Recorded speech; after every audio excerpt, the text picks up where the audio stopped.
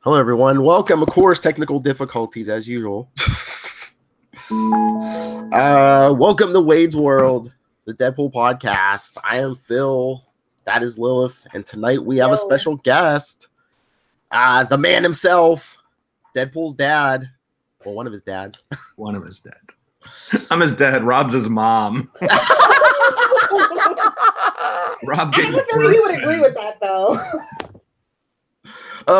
So introduce yourself, sir. I am Fabian Nicieza, co-creator of Deadpool, writer of many, many things for many, many years. Oh, yes. Many, many things. So, Lilith, where do we begin? It's a really long list, but why not start with Cable and Deadpool, because we did most of it. Yes. We had questions. It's like, why is Cable in and out of that particular team up book so much? Well, that was probably scheduling, right? Yeah. Which book? Cable and Deadpool. He wasn't in and out, really. He got kicked out of the book around issue 40-something because editorial decided that they were going to use him in X-Men.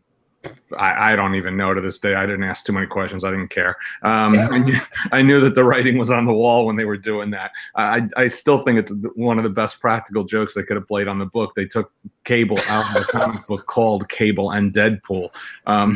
So I when they did that, I knew that the book didn't have much longer to live. But we got 50 issues out of it, which back then at that time is quite a hefty run. So I was always pretty proud of it. But as far as appearing in and out of the flow of the actual stories, I think if you look at it objectively, you'll see that both characters flitted in and out of the storylines. Some storylines were more Deadpool focused. Some storylines were more Cable focused. So I purposely had to juggle a buddy book where the two of them didn't have a private detective office they shared or something like that, so I really had to kind of work to make them ebb in and out of the storylines. But I can't believe you jumped right to that, Wolf. I was going to ask him about like the origins of Deadpool. Oh, we've heard this a million times. It's like I know Deadpool a million times. That's why I asked about Cable. I know, but I know I'm trying to be original here. Ask me about the origins of Deadpool in a more interesting way than what you can get out of a Wikipedia entry.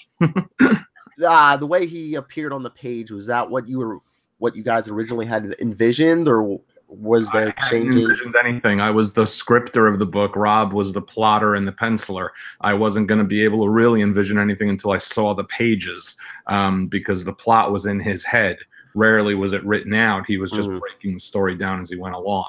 So he had talked to me about the new characters that were going to be appearing in New Mutants 98 a couple weeks in advance, and I had character sketches of each of them, and he just gave me a real rough breakdown of who he thought each of them were, and I asked him a bunch of questions, and he either had answers or he said, whatever you think is best.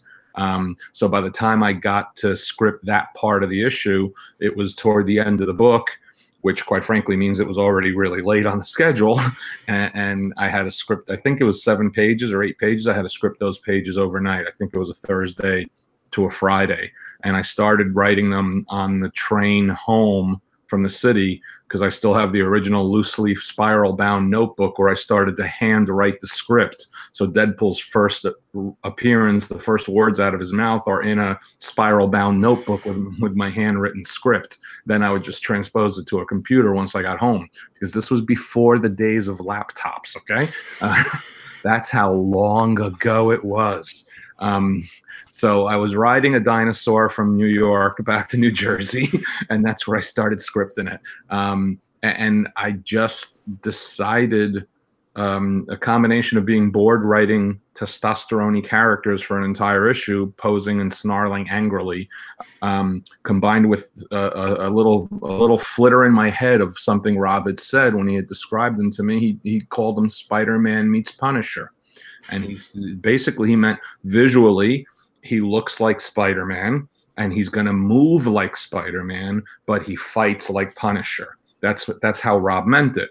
And I then used that as kind of the impetus to say, well, what if he's a wise ass? That's all. That's all it was. He didn't have to be a tremendous wise ass. He didn't have to break the fourth wall. He just needed to be annoying enough to bother Cable, who was the star of the book, number one, and number two, take whatever you can get in a 7-page fight sequence to create a differentiator for your character. So he is unlike Deathstroke and Taskmaster and Snake Eyes and any other mercenary that we've seen so far. He's not like that because he's a jerk who won't shut up. Okay, that's a good enough start for a character that's going to appear for 7 pages and may never appear again. And all the letters came in, and the letters loved him. They just said, he's really funny, bring him back. I didn't think he was that funny, quite frankly. But to tell you the truth, he was automatically different enough just in that first appearance that people were curious. So in hindsight, I really regret it. I should have made him like Snake Eyes. He should have just not said a word for 7 pages. And then we'll see where Deadpool would be to this day. And I usually use that whenever anybody tries to give me no credit for the creation or co-creation of Deadpool. My response is usually, you know what? What if I had chosen to make him like Snake Eyes? What character would you be following today? And they go, yes. So that's usually where it ends up.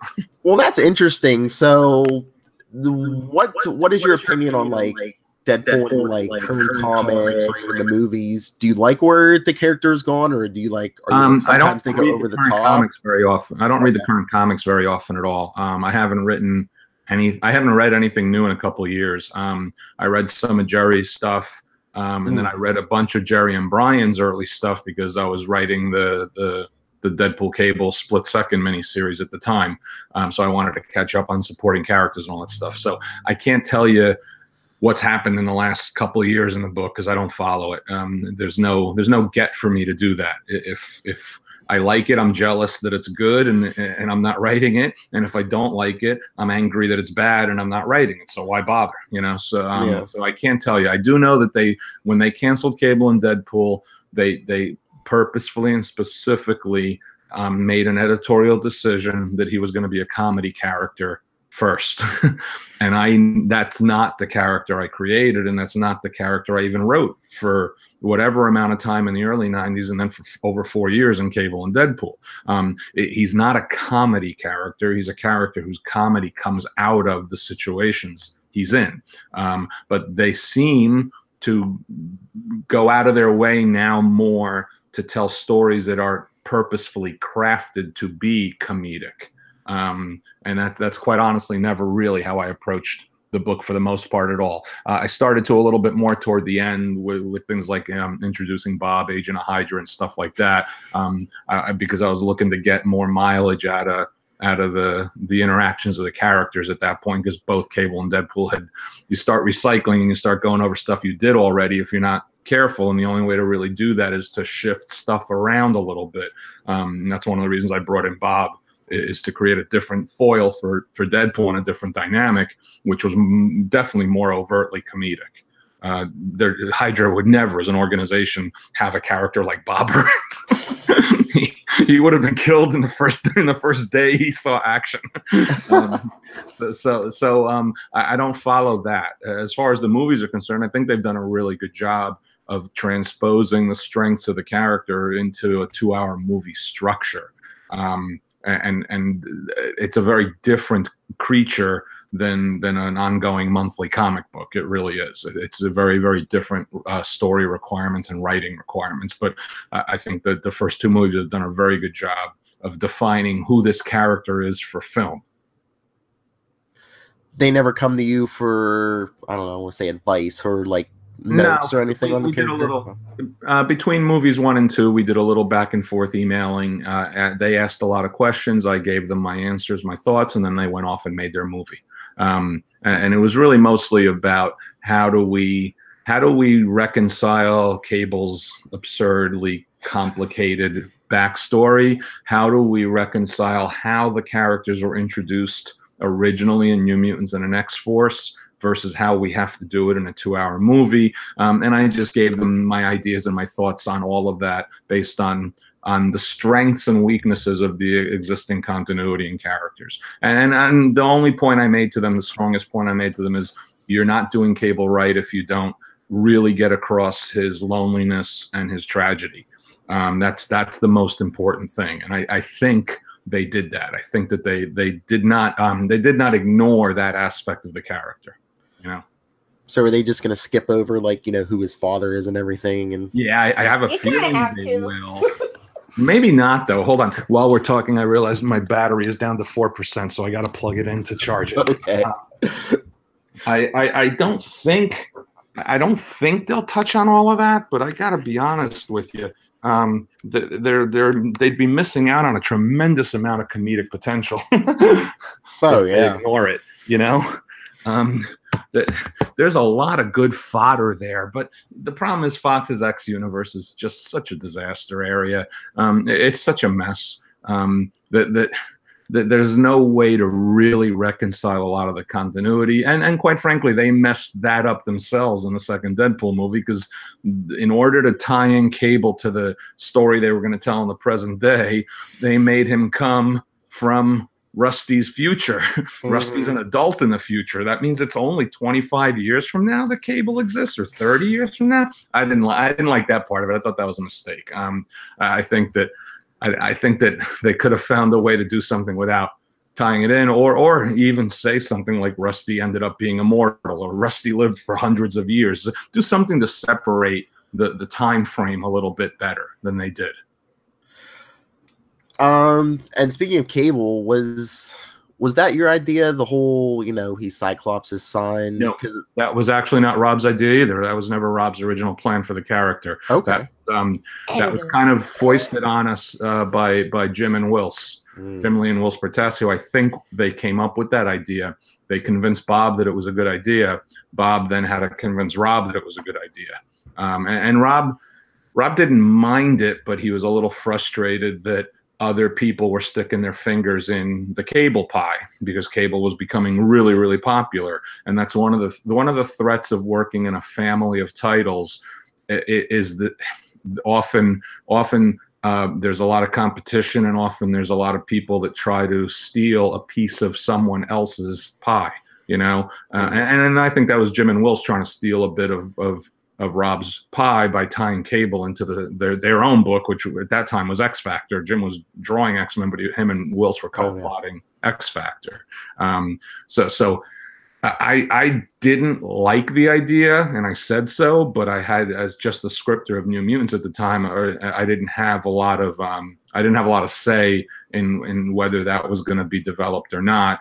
It just ended up being my responsibility to have to develop it later. So you end up being stuck with a story point that you're not even a big fan of, becoming such a huge part of all of this, you know? And for the most part, I think I tried to make hay out of it. You know, I think Executioner's Song went a long way towards trying to, you know, dig into that a little bit.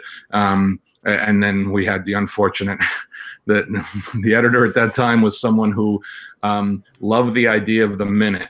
So he'd approve the idea that minute, and then 6 months later or 6 minutes later, he would change his mind. So the original Executioner's Song really ended up the way I wanted it to end up, which was Cable was supposed to be the clone, and Strife was supposed to be the son. And then Bob changed his mind afterwards. I think Scott might have helped convince him, and other people, Cable can't be the clone. You know, actually, that's the best possible solution, is that Cable's the clone, because then you're separating him from Scott and Jean. You're not making him Scott and Jean's responsibility, and then he has his own tragic life that he's lived. The complaint was that it diminishes Cable if he's a clone. I was like, I don't think so. And that means that Scott and Jean abandoning baby Nathan turned him into a horrific villain, Strife.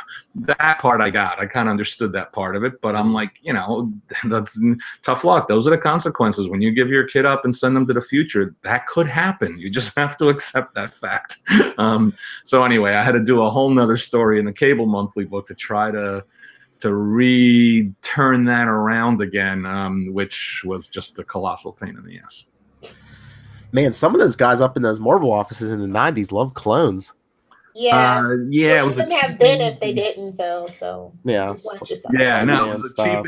it was a cheap and easy way to have a page 22 cliffhanger. That's what it amounted to. It was a lot of guys without a lot of experience writing, and I include myself in that because I'd only been writing for a couple of years at that point, a few years, looking for the easiest and cheapest way to make 12-year-old boys go, holy shit, I can't wait to get this next month.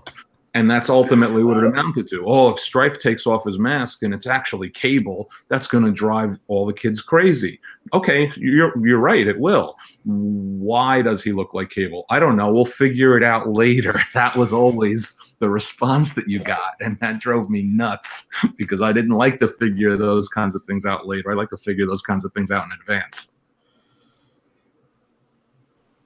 Earlier you talked about like being in like the X-verse, but it's like the best verse to be in Marvel, in my opinion, because I'm a huge mutant fan. You have like so many stories to pull from, and I guess apparently people can take them from you too. But don't you think the X-verse is like one of the best universes to like mess around with in Marvel? Yes and no. Theoretically or philosophically, it could be or should be. I think in practice, it rarely has been. I think that because its success was originally spawned from the mind of one man, which was Chris, I think it became far too cocooned, far too protected.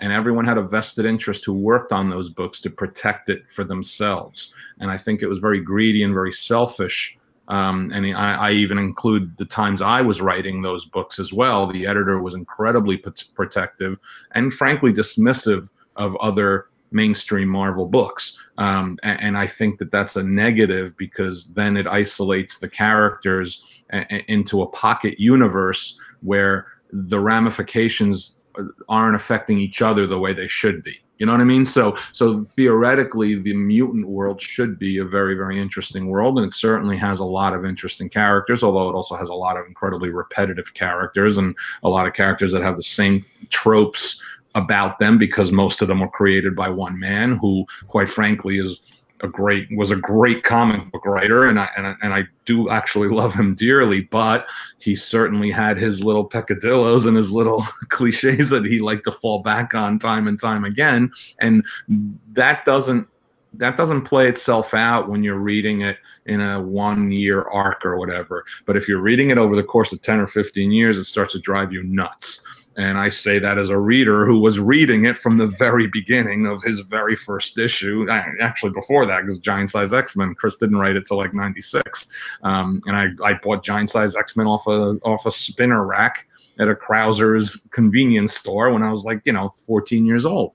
And I quit reading X-Men as a reader twice in my reading career because it was driving me nuts. And for one reason or another, I would end up coming back to it. But I quit it twice. When I started working at Marvel in 1985, I had not read the X-Men for about 10 months. Then I started getting them for free, so I caught up and I started reading them again. But I had quit the book twice. I quit the book during Cockrum's second run. And then I came back when Paul Smith was drawing it because I loved Paul Smith's work. I quit it again during, I think it was Silvestri's run. After the Siege Perilous stuff, I just quit it because I said, this is driving me nuts. It's just driving me nuts. I think that those are things that can concern you about a separate universe within a larger universe. Very convoluted. It's really cool to have characters that can interact with each other and books that can interact with each other on a really strong thematic basis. And certainly the mutant books always had a really strong thematic underpinning and core to them that you can't say about all Marvel Universe books, But yeah, I mean, they're good. They're just sometimes, I know people think they're like convoluted and stuff, but it was really good that really didn't have all that baggage. It was like one of the best books of the 90s, New Warriors. You're absolutely right. I'm not going to deny it. No. The truth. Yes, and actually it was a book that the ex-editor didn't like at all. So there. New Warriors was a really, really enjoyable book. It's funny, I just got a new trade paperback that Marvel sent me. It was issues 27 through 30 something plus the Night Thrasher miniseries. I just reread them the last few days. It's the first time I've read that stuff, those issues, in probably 20 years. And I just reread it, and I was like, you know what? This holds up okay. I don't hate it. I usually hate my own stuff, but this held up okay. Do you ever reread your stuff? And do you reread it a lot? And if you do, or do you sometimes go, I should have went left instead of going right here? I should have. No, because when I reread it, it's a little more. It's a little less analytical and a little more nostalgic. Okay. So, and the nostalgia can be good or bad. I could reread something I wrote 25 years ago and go, oh my God, I hated this. I hated the project. I hated the artist. I hated the editor. Whatever, I hated what I did on it. I could reread something like that, or I could do like New Warriors and reread it, and 90% of it is good feelings, good memories. And of course that affects how you read it. I'm gonna reread Nomad in a very different light than I'm going to reread New Warriors, and in a very different light than I reread X-Men. Each of them had very different dynamics at play while I was working on on all those titles at the same exact time. But the New Warriors group, the X books, and Nomad were all very, very different creatures from each other. Did you sign up for Nomad, or did they kind of pull your name out of a hat? Oh, no. I wanted to do Nomad since I was in college, and I first read Mark DeMatteis's Captain America issues that brought back the 50s Cap, because I bought those Steve Englehart, Sal Buscema issues bringing back the 50s Cap when I was about 11, 12 years old. I wasn't even a monthly Cap reader, but I bought those issues because they looked great when I saw them on the racks. The covers were great. The story looked really, really interesting. So I had those original issues from the time I was a kid. I still have them. They're down in the basement. So I always, since college, I thought I'd love to do something with this guy. And then Mark Grunwald had brought him back during some of his initial issues. Yeah. And he was a character I decided to latch onto when I was trying to break into writing at Marvel. I had a staff job. I was 9 to 5 there. I was Marvel's advertising manager. So any of the writing I was doing was freelance. So you have to try to find the editorial offices that are looking for writers, find the titles that need inventory stories, find the characters that you can try to claim, and I put claim in quotation marks, and Nomad was one of them. So I did Marvel Comics Presents story with Nomad in it that purposefully had a setup for trying to pitch a Nomad miniseries. And then Mark asked me to do a couple Nomad backups in the Cap annuals because he knew how much I really was interested in the character, so I did those. All of that got the ball rolling toward the Nomad miniseries that I did with James Fry, and the sales on that were strong enough, and the foundation of the book they liked enough that they decided to make it a monthly comic, and I was going to jump on board with that too. It was a problematic book for a lot of reasons. We had a lot of trouble artistically keeping our artist on schedule at the beginning, and that was a real shame because he was really a good artist for the book, but he couldn't make the monthly schedule.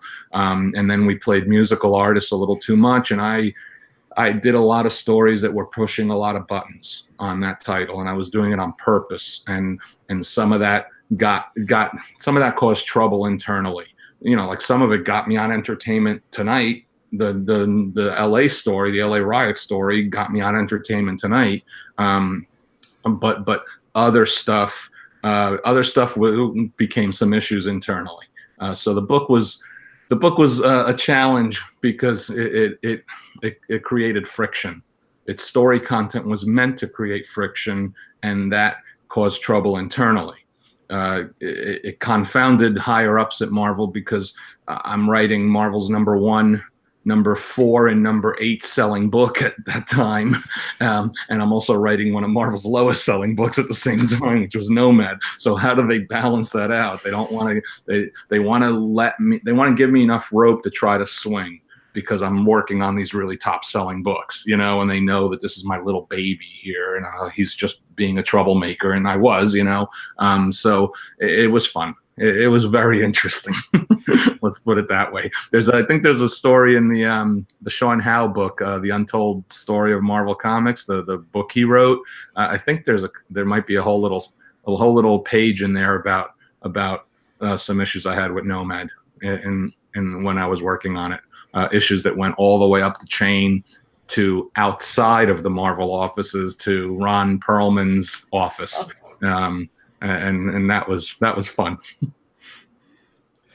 You know what character? I mean, I loved your Nomad stuff. You know what character I was kind of soft on before you wrote the ongoing series and like made him like a great, you know, it made me care about the character from then on. Gambit. I was just gonna bring that up. Yeah, I like Gambit. I got, you know, my problem with Gambit is that I like Gambit more out of the X-Men than I like him in the X-Men. Yes. So I like him writing him as a monthly solo character a hell of a lot more than I liked writing him in the X-Men team book.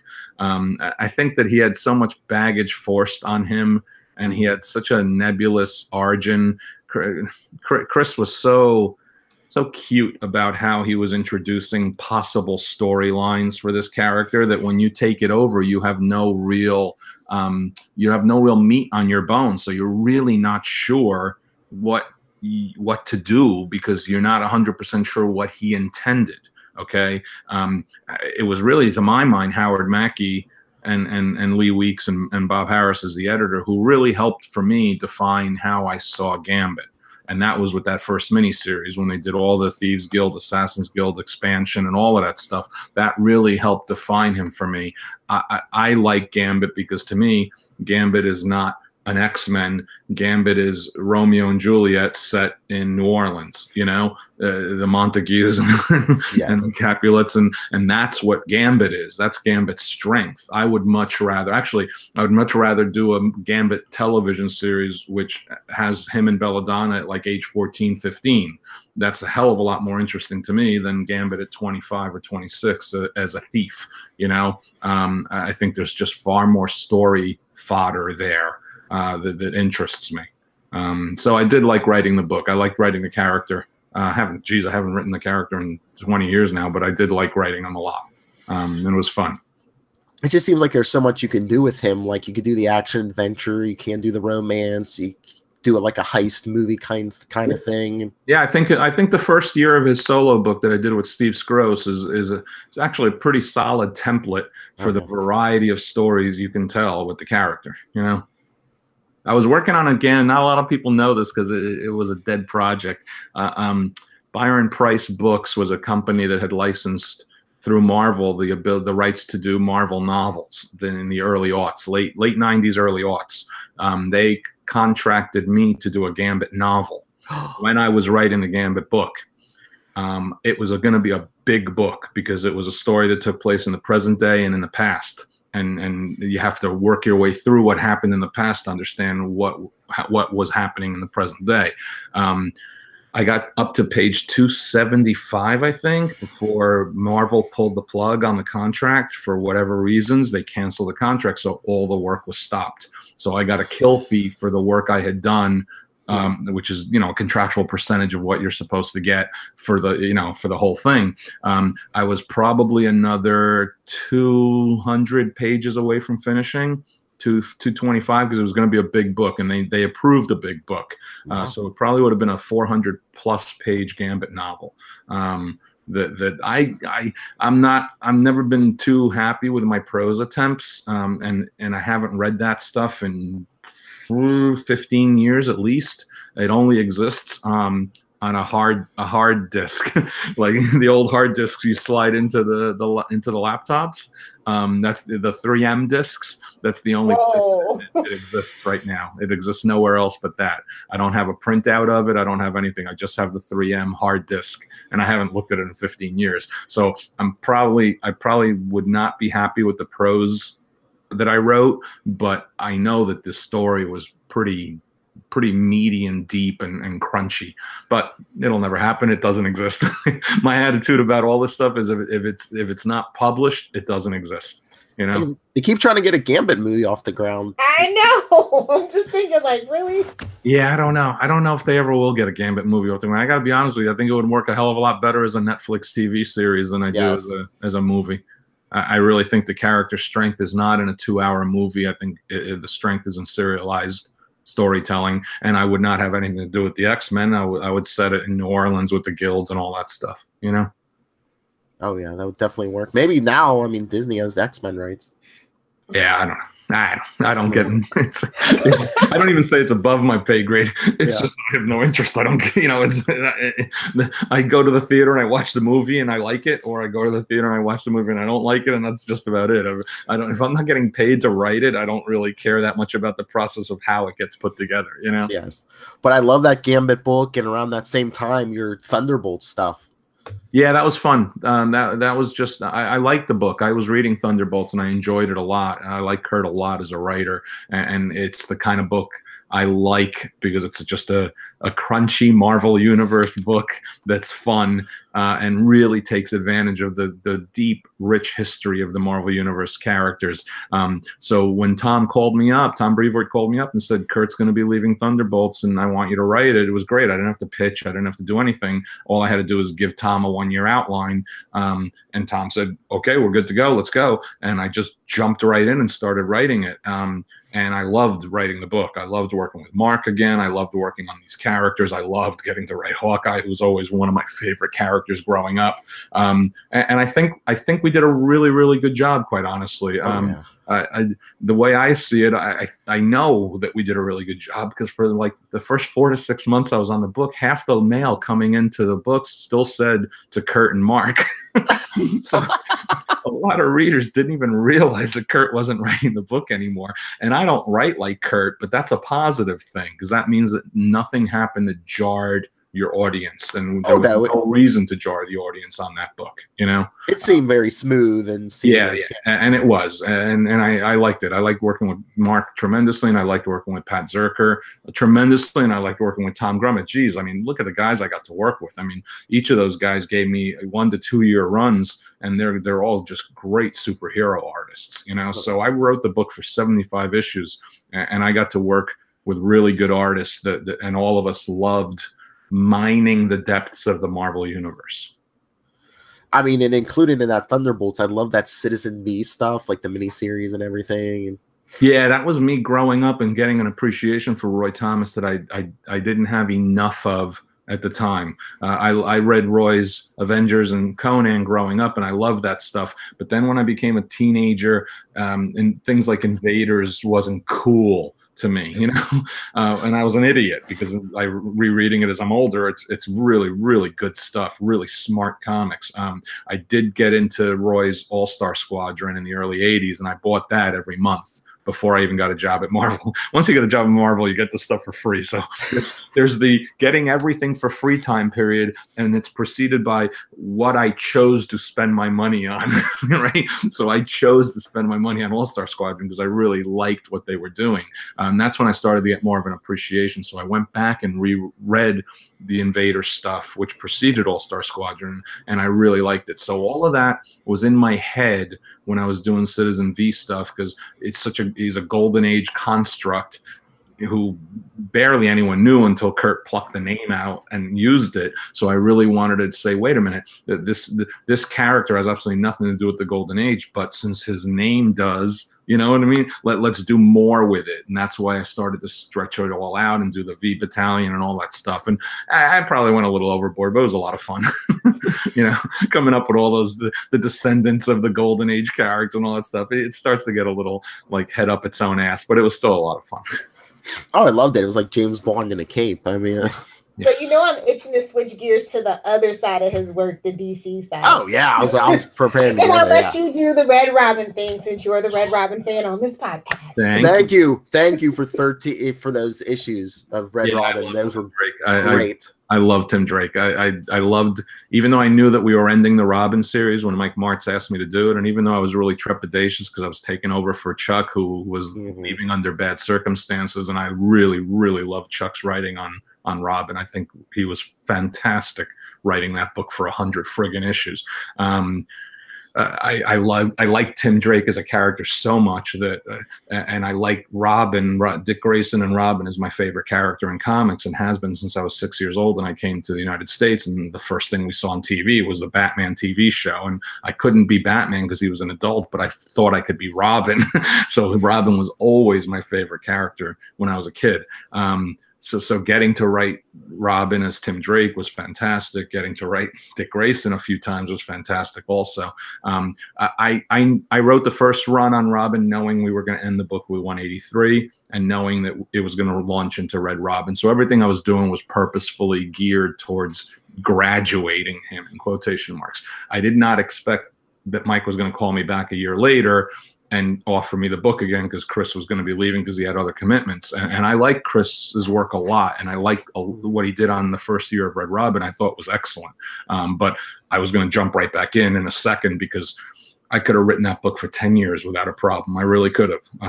I had so many things I wanted to do with him and so many ways to develop him and evolve him. You know, I had the book. I actually had the book thought through.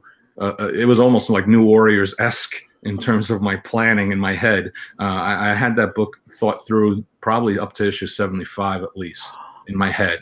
Not plotted out or anything like that, but just broken down. You do like rough chart breakdowns in 12-issue arcs. So it easily gets you to the point where 12-issue arcs with 25-issue status quo shifts, right? And they don't do this anymore because most books don't even last 12 issues, much less 25. But back then, you can anticipate that it'll continue to be published, so you can think that way.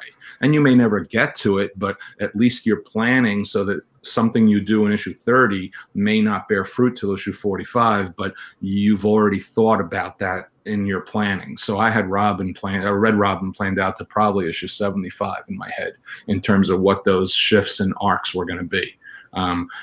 But we got New 52'd, which a lot of people, it hit us all like a baseball bat to the back of the head because most of us did not know about it. Most of us did not know they were planning it.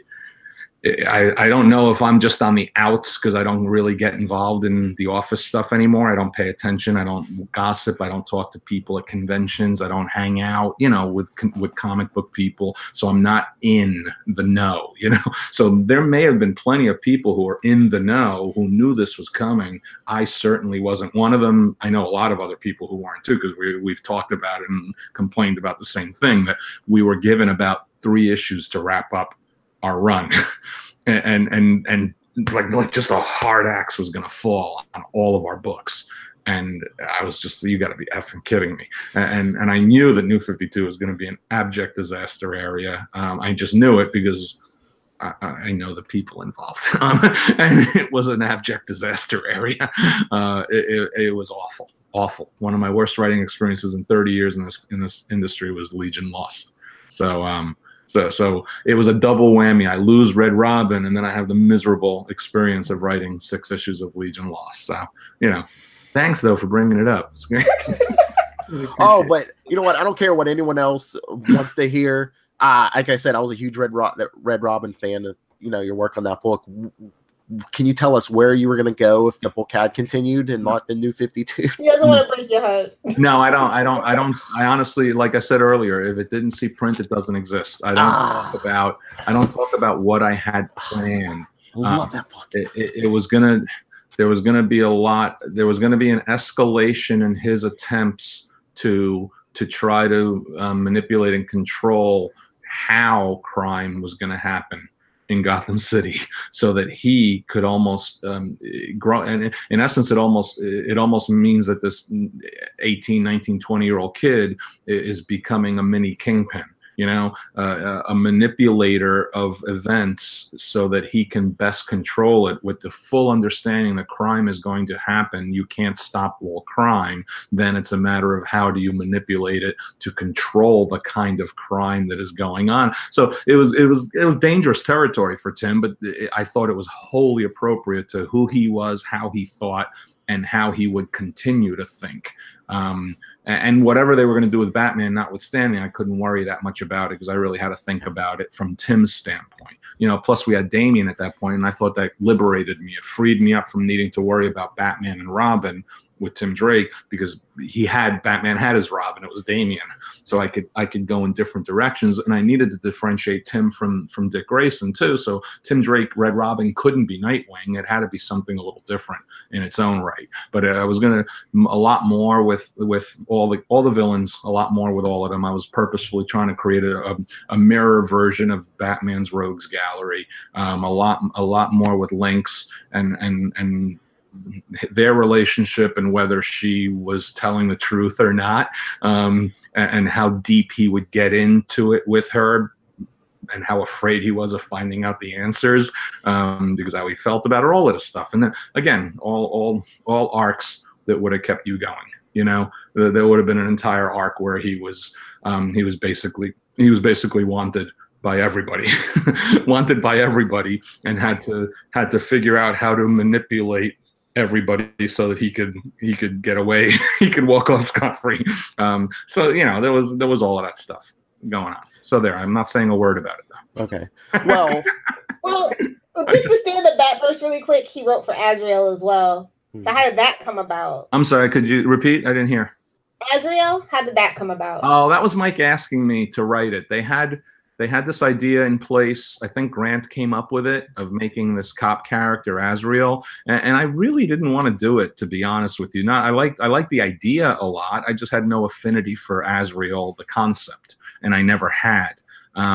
So I really didn't want to do it. But Mike basically was asking me to do it because he wanted to create a foundation for the book and ground the book, and he knew that I could do that. And then if I decided I didn't want to do it anymore, he'd find another writer, which is exactly what happened, a better writer, because I think David Hyde did a much better job on the book than I did. Mike just wanted me to establish everything. And Mike and I have known each other for 25 years, and he trusts me to understand how to create a foundational structure for a book so that other people could then do things with it.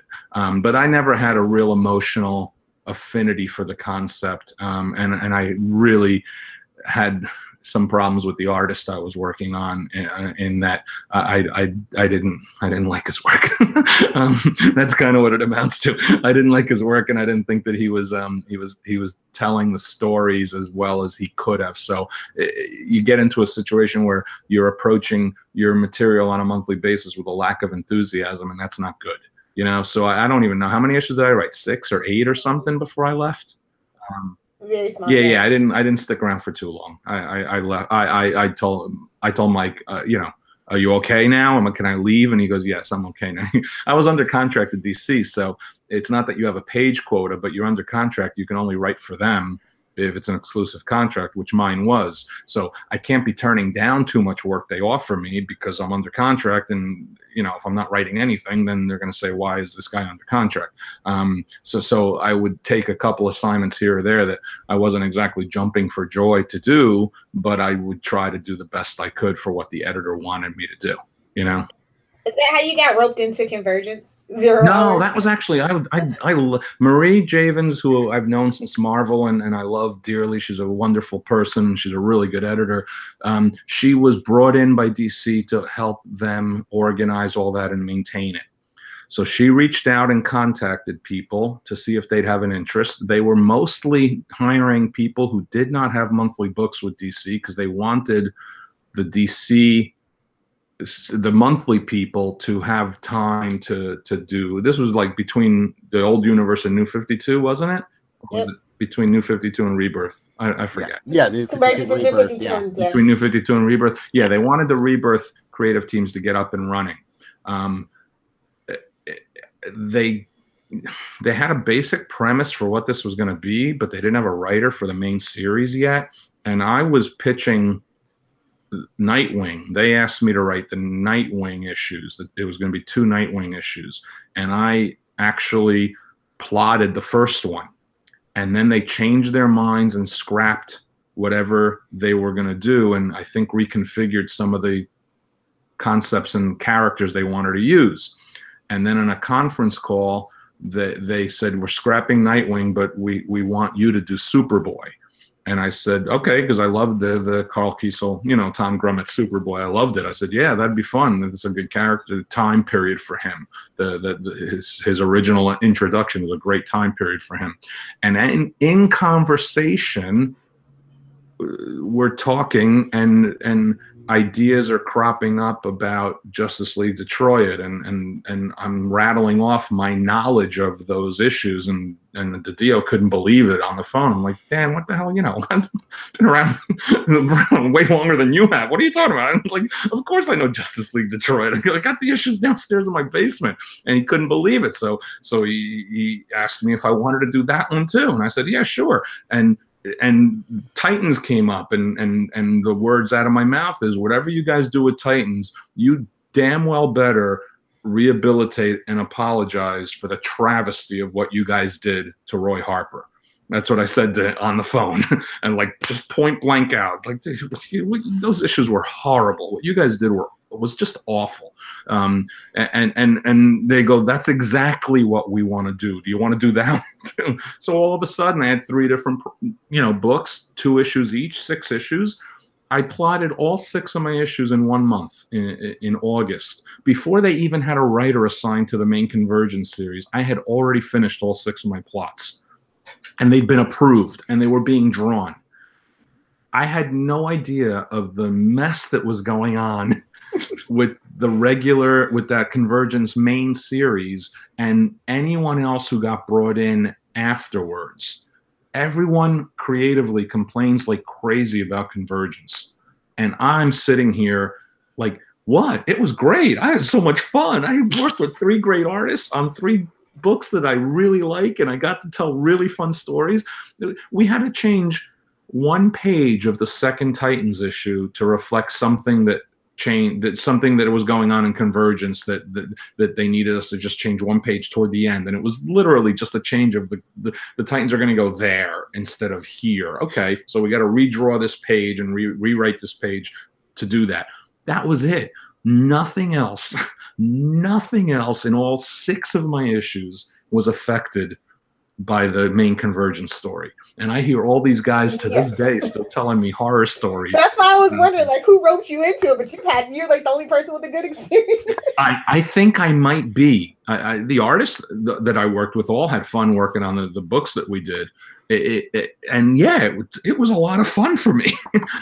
I think that the key with any crossover, especially with any DC crossover, is to get in and get out before the Dio, Harris, Lee, the editor, and the writer have a chance to get involved. Because once they get involved, it's going to become a mess. But if you get in and out in advance of that, you're golden. Okay, I think it's time for him to plug his big project that launched today, actually, and we're so lucky to actually have him here because he was busy with it earlier. Hold on. Oh, look, he's getting props. Yeah, well, you got to get prompts, don't you? Oh, yeah. Oh, what's a Scott Lobdell? That's what he said. Scott Lobdell is messengering me on Facebook, but I'm not going to talk to him right now. Screw him. Hold on a second. All right, so you download the Webtoon app for your phone or your iPad or your Android. You can also go online just to www.webtoon.com. They are a Korean publisher that has done digital comics for several years now, predominantly in Asia, but they started to spread into Europe and into North America in the last several years. A couple of years ago, they were scouting North American talent because they wanted to start doing more original North American content, and they approached me and Riley Brown. I had an idea for a few years, actually, but had been way too lazy to do anything about it. And when these guys came to us, Riley said, are we going to do this or not? I said, okay, fine, let's do it. And that was October of 2016, the New York Comic Con. It took us several months to negotiate the contract, as contracts are wont to do. And then we started working on this in fall of last year. We were really, really slow to get the work done because this should have come out several months ago, but we're getting it done now.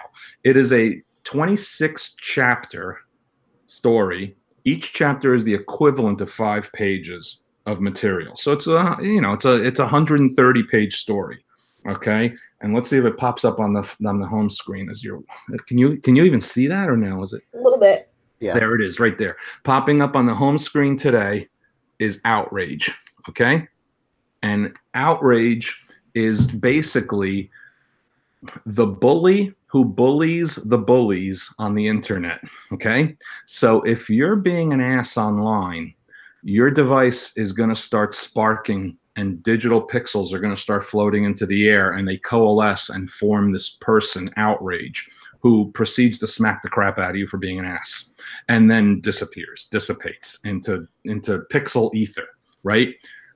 And it's starting to happen sporadically all over the country. And when Outrage is done with you, your device gets frozen and locked, right? That way people know you've been outraged, right? And it starts to it's only been happening for a few months, but people are starting to talk about it. The story begins with him, her, or it doing whatever it is that him, her, or it does, coming up through the laptop of some guy who's harassing a woman on text messages, and he beats the crap out of the guy. And that all sounds well and good until Outrage starts escalating the targets that he, she, or it is going after. So the first 3 chapters loaded today on Webtoon. We have over 30,000 little likes on the first 3 chapters already, which is great. You download the app, you subscribe, and you read, and it's all for free.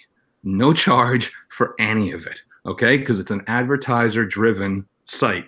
These guys get millions and millions of users and viewers, and so it's an advertising model business, okay? So you're not getting charged to read this. You get to do it for free, and there's hundreds and hundreds of comics from all over the world.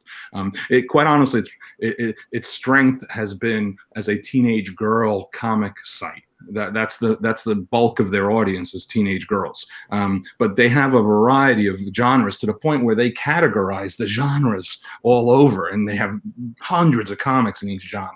So Outrage started today, and 3 chapters loaded. I don't even know if you can see that. 3 chapters loaded. It says chapters 1, 2, and 3. Okay, so you can read the first 3 chapters, which is roughly the equivalent of reading 15 pages. Okay, then 1 chapter a week comes out for the remainder of the run of the story.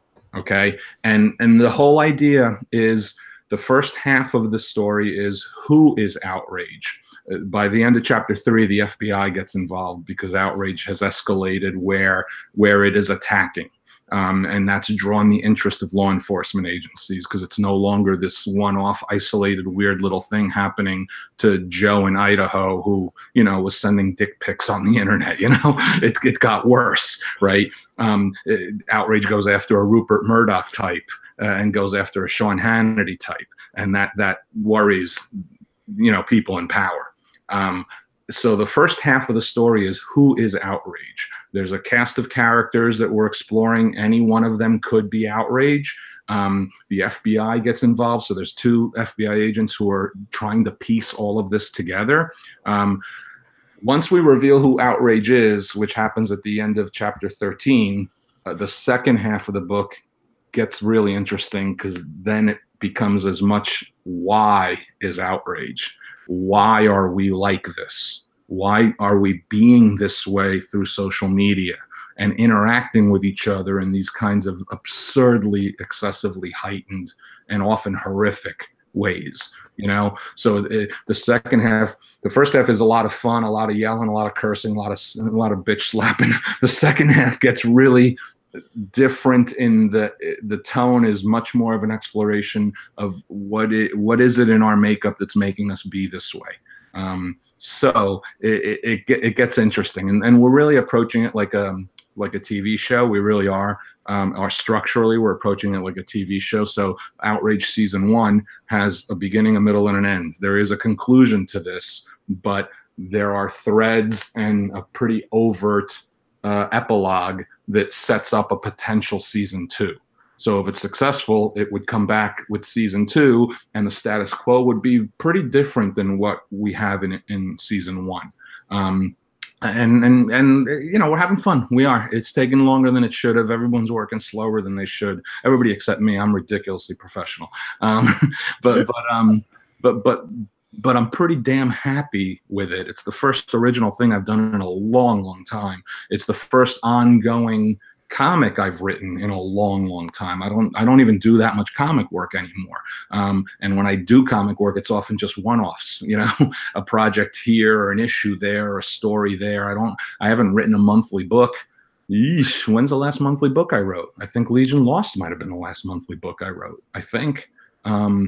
You know, I did a Secret Wars mini-series, but that was a mini-series. You know what I mean? That was 5 issues, and I knew what it was, get in, get out. But I haven't written an ongoing kind of sequential thing in a while. So it was a little daunting and a little exciting all at the same time, not the least of which is the platform and the format. It's vertical scroll. And I have experience with digital comics, but as odd as it sounds, my experience has been horizontal scroll. And it's actually a very different kind of an approach. Plus, it's 5-page chapters, so you kind of have to have a bit of a cliffhanger at the end of every chapter to excite the audience to come back next week. So that automatically changes the dynamic of how you have to structure and pace your story.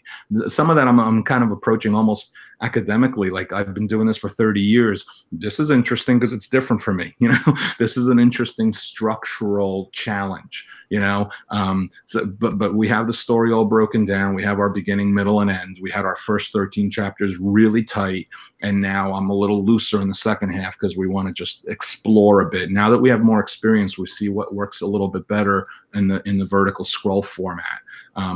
And it's almost counterintuitive to what I grew up in as a Marvel writer. Talking heads work better on this format than action or movement does, because vertical scroll does not lend itself to movement, because in the real world, we move horizontally. Think about it. We move left to right. We run on a flat plain ground, which automatically is horizontal. The only thing you can do vertically is fly up, right? But since you're scrolling downwards, the only thing you can really do vertically is fall.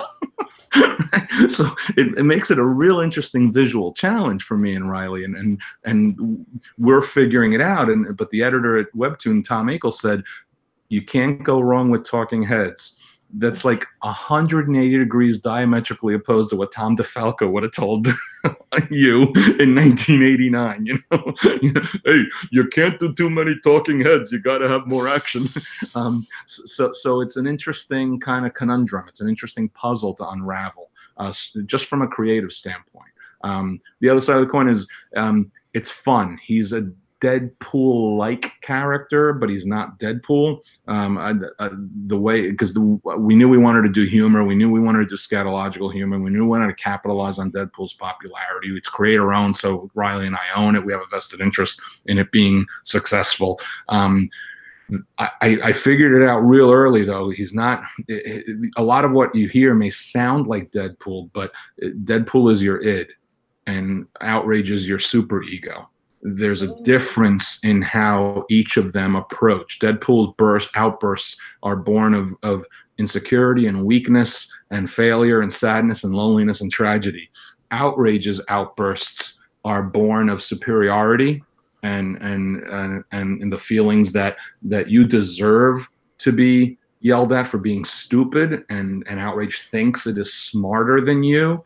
All of those things, you know. So the humor may sound the same, but its point of origin is different. And even as the first 3 chapters definitely sound more Deadpoolish, but the more I scripted him, the more I go along, it becomes a little bit less that. I think Outrage is smarter than Deadpool by far. So hopefully that'll reflect itself in the humor. You know, I mean, although Webtoon is selling it, like creator of Deadpool on the stupid banner right up front to try to get as many clicks as they can. And guess what? It's working. We had over 30,000 likes in less than the first 24 hours. It just landed at 12:01 a.m. this morning. And we have 30,000 30,000 likes, that means more views already, because just because you could read it but not hit like, you could just read it and just go on to the next chapter or go on to the next thing. But they go by those clicks. They want to know what people are clicking, and we have over 2,000 comments, and because there's message boards actually at the end of each story, at the end of each chapter, there's a message board. You can write right there. You suck. I hate you. You can, I love you. You're great. I've already jumped on those message boards and interacted with a bunch of fans on purpose because it's fun. It's instantaneous interaction between the story and the audience, which I enjoy a lot. So we'll see. It's kind of interesting. It's kind of fun. It's good to do something new, and it's good to do it in a new way.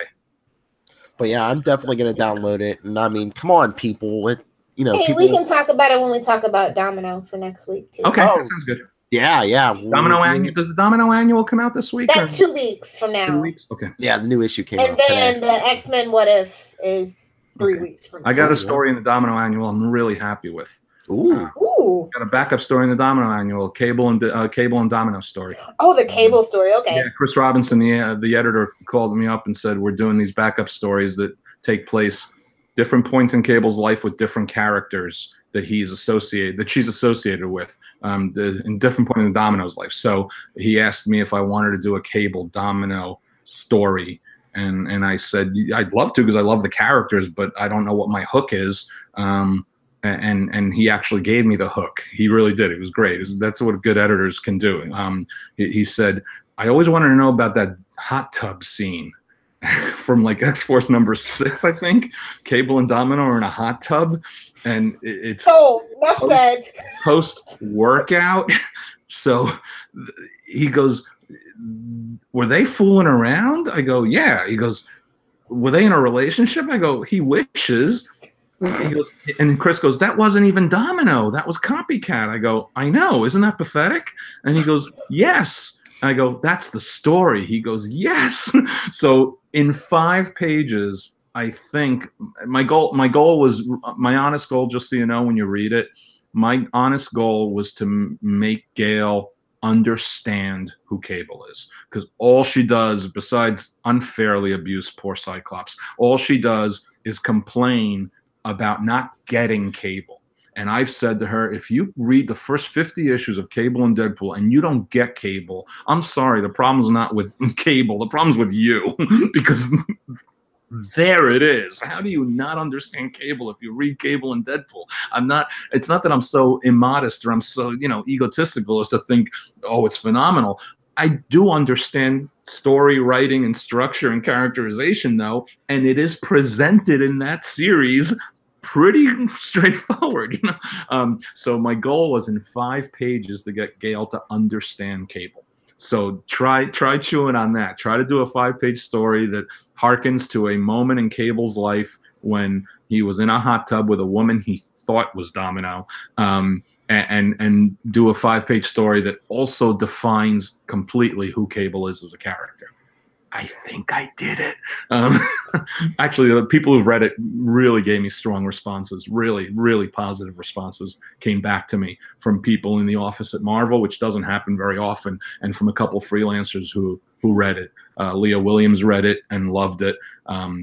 So I feel good about it, because I think it's one of those little, sometimes you get a little gem in an annual backup, like you get a little story in a backup that goes, oh wow, that's a nice little morsel, and that's what I think this is. I think it's a really, if you open up the box of chocolates that Forrest Gump has, it's a good chocolate.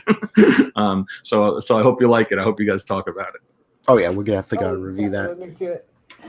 So I think we should let this fine young man get back to his commenting on his message boards on his stories. No, I think it's time for bed. I think this old man has to go to bed.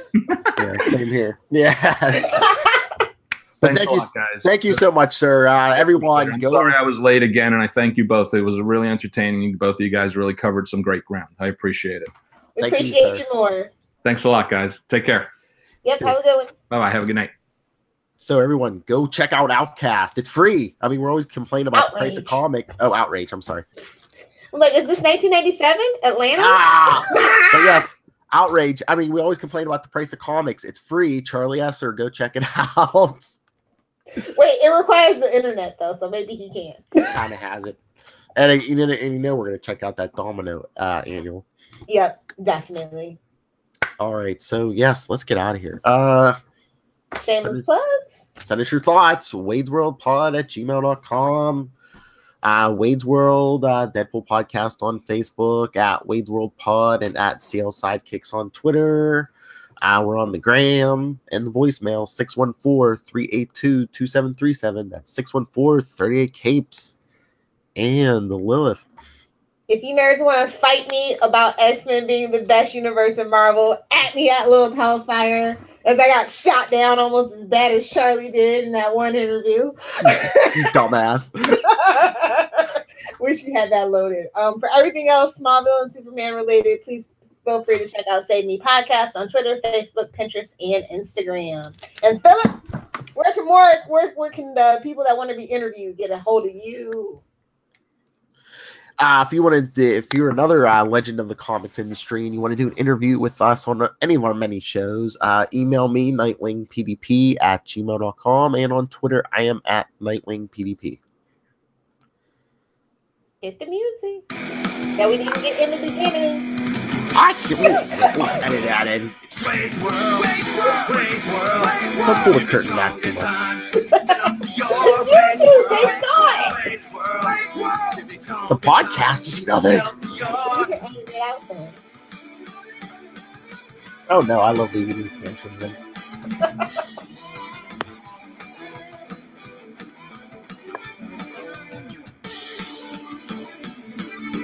And we're fast approaching episode 69. How many more? Oh, what is this? Is this 65 or 66? I mean, we're getting close. Gotta go to my storage unit for the Pornhub show. You can go to your storage locker for some porn stars.